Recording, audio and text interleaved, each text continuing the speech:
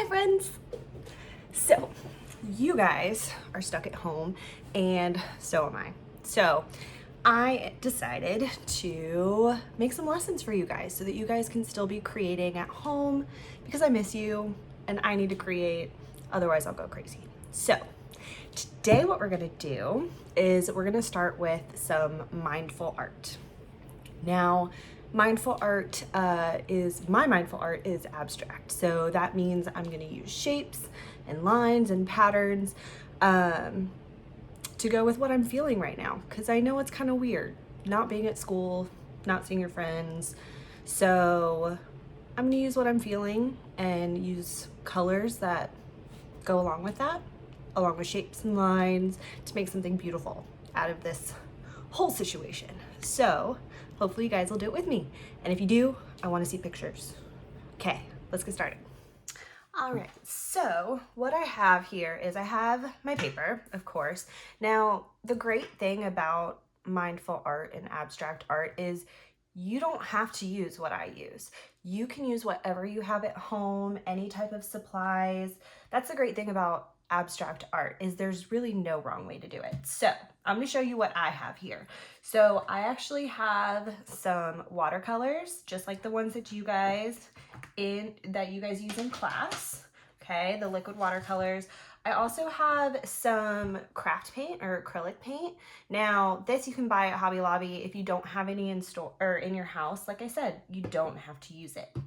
I also found some extra house paint that I used a long time ago, and it has some extra. So if your mom and dad have some house paint laying around, you can definitely use that, but be very, very careful not to get this on the floor. I also have brushes for both those watercolors. And then I have palette knives. Now, these are used for abstract art to get some really cool lines. If you don't have these at home, something that you can use to swipe paint is like an old card, or even like an old gift card, some type of straight edge surface, so that's gonna help you swipe it later.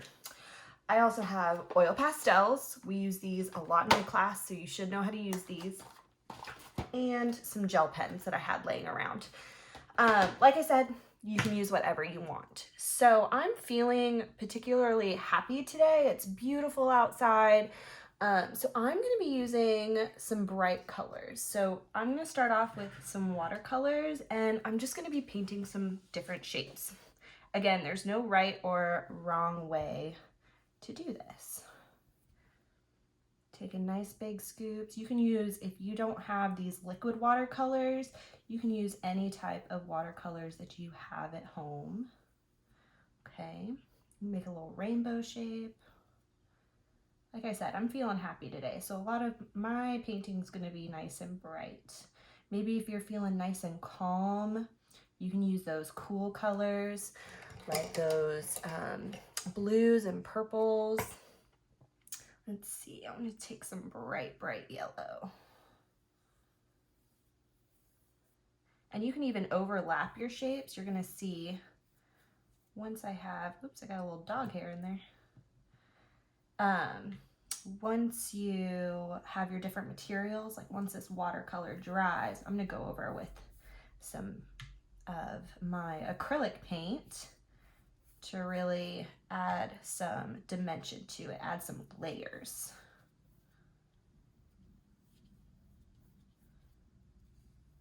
All right, there's another shape. I might do like one more, and then I'm gonna use my acrylics. So I think I'm gonna stick with those really bright neon colors. I'm gonna use orange. I'm gonna just go here. Now, something that also helps if you're not really sure what to do is to listen to music, okay? Listen to music, listen to the words or listen to the beat of the song and paint how that makes you feel, okay? Close your eyes and use what colors that you see. I do that a lot with my artwork. I'm gonna go all the way to the end of the page with this, so I have a bright line. All right, so that's where I'm gonna stop with my watercolors for now, and I might go back to it, but we'll see. And I really like this purple color. So I have, oh, that's hard to open. I have my palette knife that I'm gonna use, but like I said earlier, you can use a card. But I'm actually gonna take some of that paint. It's kind of old, so it's a little chunky, but I'm gonna put it on paper plate. And I'm gonna take this straight edge. So this is, if you have this at home, you can take this and you can kind of swipe it and add some texture. And you can swipe it like that. I'm really liking how that's looking.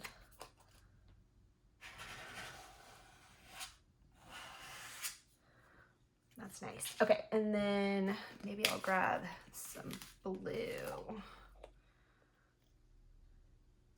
So I'm just, again, gonna grab some of this. Now I'm gonna use my palette knife for one of these, but you can still use your card. Just make sure that you always wipe off the extra paint so that you don't have completely mixing on your paper. You can make all different types of lines. You can see I'm using, for the bigger lines, I'm laying it flat. For the skinnier lines, I'm just adding it right on top. Okay. Wipe all that off. And do one more color with acrylic. And then I'm gonna go in with my oil pastels. Ooh, that's pretty.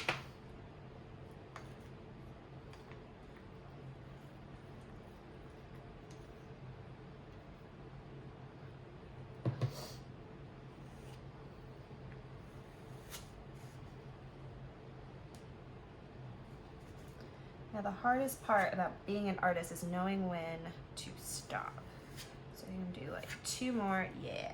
I'm really liking that.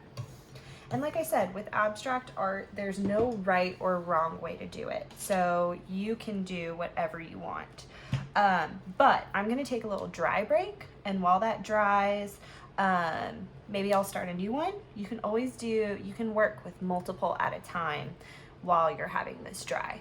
Make sure that you are working on a hard surface, no carpet, because paint does stain and we don't want to stain your carpet. So I'm gonna let this dry and then I'll come back to it. All right, so now that my paint is for the most part dry, I still have some wet spots like here and over here. So I'm gonna avoid those places, but the places that I want to add my oil pastels are already dry. So I have this whole thing of different colors. Now, if you have, you can use oil pastels, you can use a Sharpie, you can use whatever you want to add those extra little details into your abstract. So I'm going to be taking a black oil pastel, and now I'm going to start to add some patterns. So I really like this yellow shape, but I feel like it's too open. I think it needs something extra. So I'm going to take my black oil pastel, and I'm just going to add some pattern to it. Okay. Like I said, just to give it something a little extra. But I'm gonna avoid this area because I like how it has that texture right on top of it. So I'm really taking my time and thinking about where I'm putting my lines, making sure that they fit and they look nice. Okay, yeah, I like that. Now I'm going to, a lot of my painting has a lot of straight lines. It only has that one kind of curve. So I'm gonna add some more curves to it. I think I'm gonna use some purple and some blue, maybe like a teal color. And I'm just gonna kind of add some more curve, maybe even up here. Now I'm pressing down with these oil pastels so that they really show up and they're really bright. Now I went off the page and I connected it where it should come back down. I'm gonna take some purple and I'm gonna go around some of these lines that I already made. Okay, maybe even around this yellow down here. Because yellow and purple are complementary colors, which means they complement each other. They go well together. Let's see, what else am I gonna add? don't have any green on here. Let's add some green. You can even color in some spots.